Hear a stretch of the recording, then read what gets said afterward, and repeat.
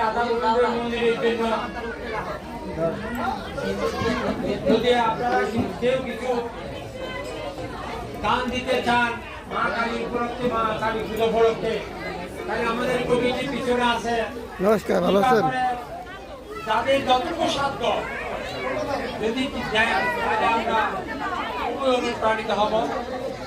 আর আপনারা সবাই প্রসাদ নিয়ে কেউ যাবেন না, আমাদের সঙ্গীত শুরু হয়ে গেছে, অনেক শিল্পী আছে।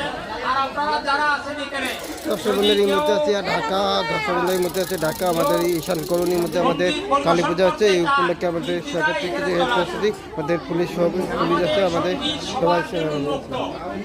সবাই যেতে পারবেন।